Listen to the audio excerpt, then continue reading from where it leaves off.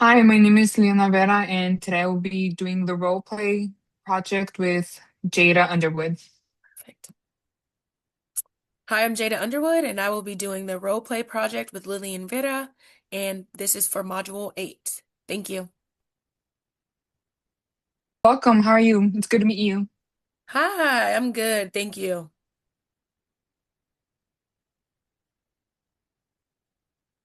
Okay, so before we start, just to let you know, anything we discuss in our session today is confidential, just between you and me. I do not share with anybody without written consent, of course. However, there are some limits to that. If you were to tell me that you want to hurt yourself or someone else, I will be required to report it. I am also required to report any disclosure of child abuse, elder abuse, or if records requested through a court subpoena or other legal mandate. Do you have any questions regarding this before we begin? No, I totally understand.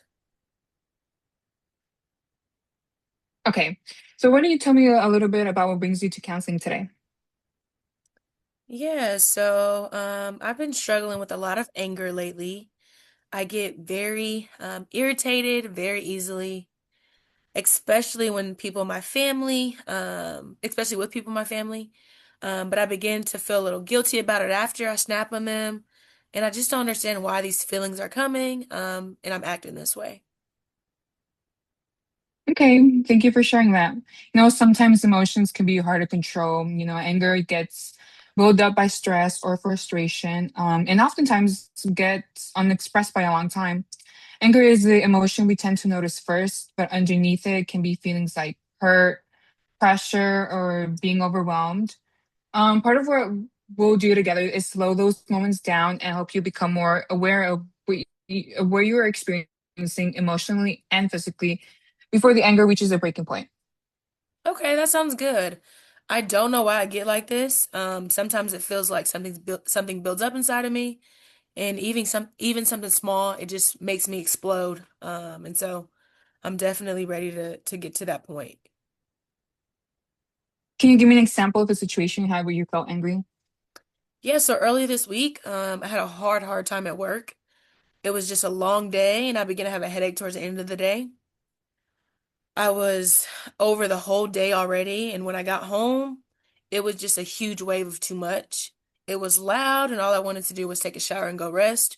But then my younger brother asked for help on his school project, and I don't know, I guess the headache and the stress made me snap.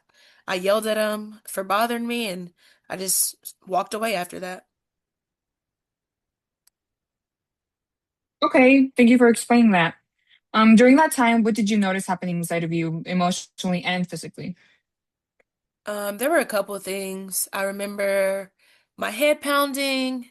I remember my chest feeling tight, and I just really felt irritated at that moment.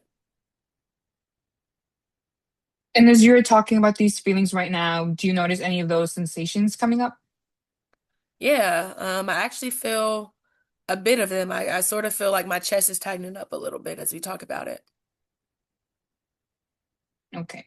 Well, I want you to stay with these feelings for right now, and we'd like for you to try out a technique.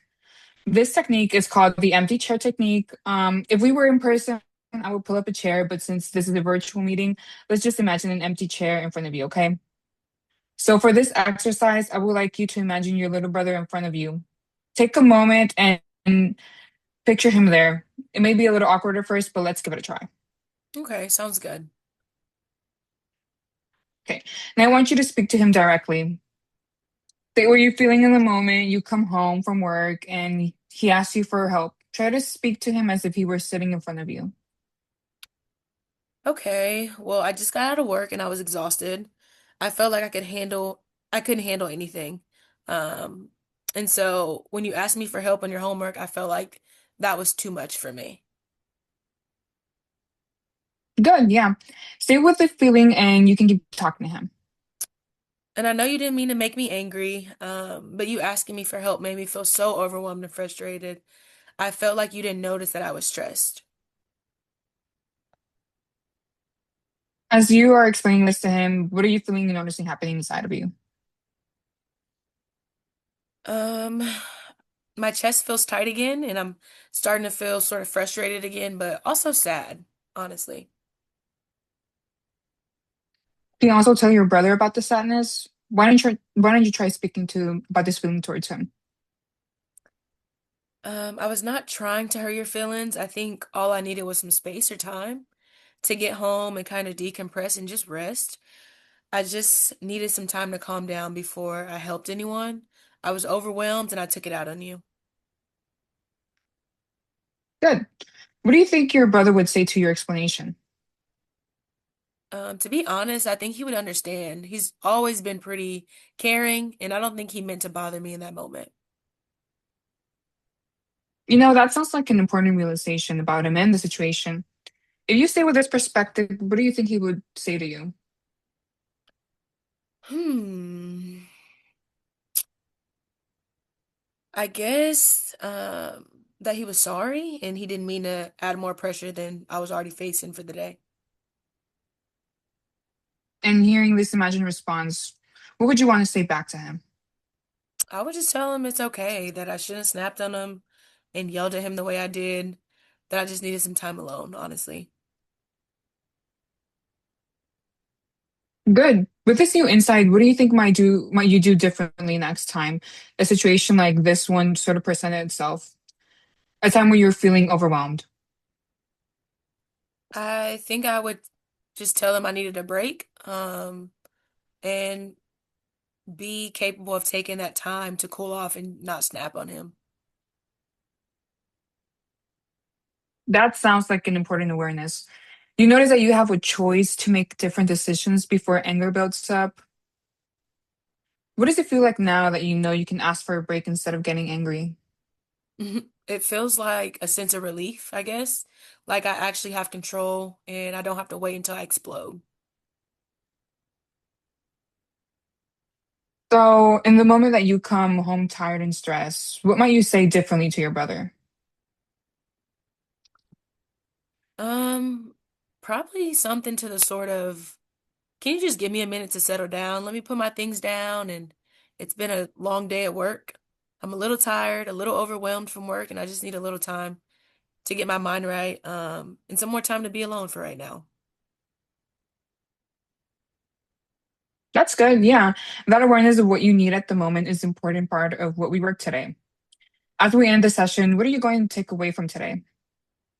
I think one of the biggest things I'll take away is being a little bit more self-conscious. When I'm feeling overwhelmed or a strong emotion is coming up, I need to speak up before it turns into anger and I snap. And so just being aware of how I'm feeling before my actions take over. Great. That's a strong takeaway. We can continue to build up this next session. Perfect. You came in today. What's been going on with you? Honestly, I've been kind of off lately. Like I practice and in games I have, I'm not playing how I normally do. Yeah, sounds like something's been feeling off with your performance. Yeah, it's kind of frustrating because I know I'm better than that. Like I've done it before, so I don't get why it's not happening now. Okay. That's tough knowing that you're capable of something but not seeing how it shows up when you need it the most. Yeah, exactly. I feel like I'm kind of letting myself down. Okay. So it's not just frustration, but it's kind of disappointment that you're feeling. Yeah, disappointment for sure. And when did you start noticing this? Mm, Probably like 2 or 3 weeks ago. I had a really bad game. I kind of missed a couple plays I should have made, and my coach actually pulled me out of the game. Oh man, that sounds like it really stuck with you. Um, yeah, that's pretty tough. Yeah, it actually did. Well, I just kept thinking about it after the game. Even a couple following days, I cannot get it out of my mind. And what were some of the feelings that you were feeling right after that game ended? If I'm being honest, I guess embarrassment. I just felt like everyone was watching me mess up. Mm. And that kind of moment can really hit hard, especially when you care that a lot of people are watching you. Um, I can see how that moment can be very impactful for you. Yeah, I care a lot. That's why I think it really bothers me so much. And so since that game, what has it been like for you when you go into practices or other games? I feel like I'm overthinking everything right now. Okay. Like instead of just like playing, I'm worried about messing up the game again. Okay. And so your mind is kind of replaying some of those moments from that previous game instead of just reacting and playing how you know you can play. Your mind is kind of running the show and taking over. Yeah, exactly. And then if I mess up, I'll just keep thinking about it more. Like even if time passes, it won't leave my Mm, head. that makes sense. It's funny when your head's loud, it's hard for us to just trust yourself, you know? Yeah, and I actually don't really feel confident playing Okay. right now. Yeah. So do you feel like your confidence has taken a big hit from that game, that initial game? Oh yeah, big time. So a lot of athletes go through this at some point. I don't mean anything's wrong. It doesn't mean anything's wrong with you. But it definitely doesn't feel good in the moment. And so I definitely see where you're coming from. And um, I don't want you to feel like you're the only person that's going through this. And so let me ask you Yeah, this. When you yeah, it really mess up doesn't during feel a good. game, what's the first thing you say to yourself? I think probably like negative stuff. Like I guess that I suck at this game or I'm trash playing. Okay. And so your inner voice kind of takes over and it can be pretty harsh for you at times. Yeah, it feels like it's automatic. Like it's the first thing that I think about. Okay, so that first thought is kind of telling yourself, I'm not good enough or I'm terrible. Is that accurate to say? Yeah, pretty much something like really negative stuff. And so what do you notice when you're thinking like that? What do you notice happens to your performance when you tell yourself that in the middle of the game? Well, that I play worse. Like I get in my head and I hesitate when I'm playing. Just I don't pull up like a good performance. Yeah. And so that thought isn't just frustrating, it's actually making it harder for you to perform. Can you agree with that?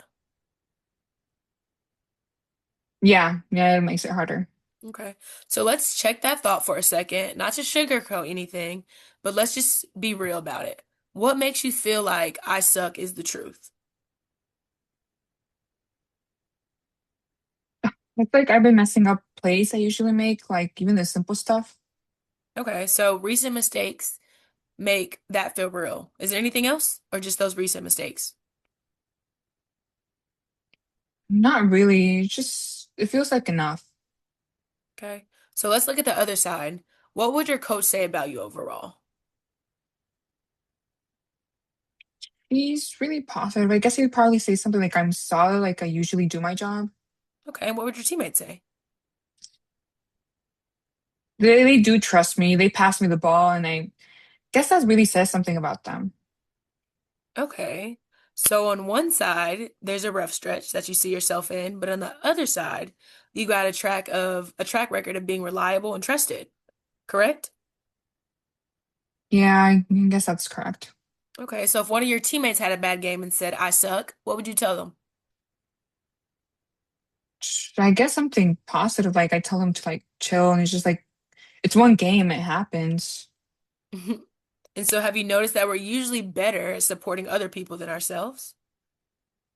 Yeah, that's true. So what would be a more accurate way to talk to yourself mid-game?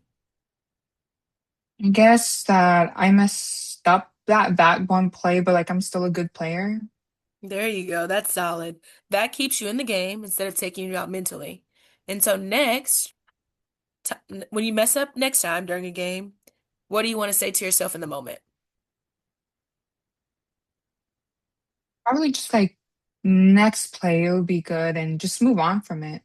And that's the strong athlete mindset. That helps us reset quickly and move on without getting into that period of self-doubt.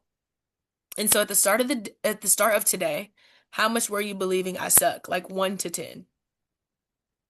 Probably like 8 or 9. Okay. And so what would you say that number would be right now? Like a 5, yeah.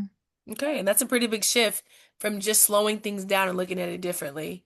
And so honestly, what you're dealing with is really common. One bad moment can turn into a mental spiral. Yeah, that's exactly what it feels like. But I want to give you an applause because the fact that you're aware of it now, that's huge. And that's how you start taking control back of your mind and take control of the game. Yeah, I actually do feel like a little better than from the start right now. And just compared to how you feel um, as you prepare for the next game, do you feel a little bit more confident and do you feel prepared with some of the steps that we're implementing? Yeah, like I guess a little less stress and like not sure I don't like doubting myself that much. Not Okay. as down as I Yeah, started.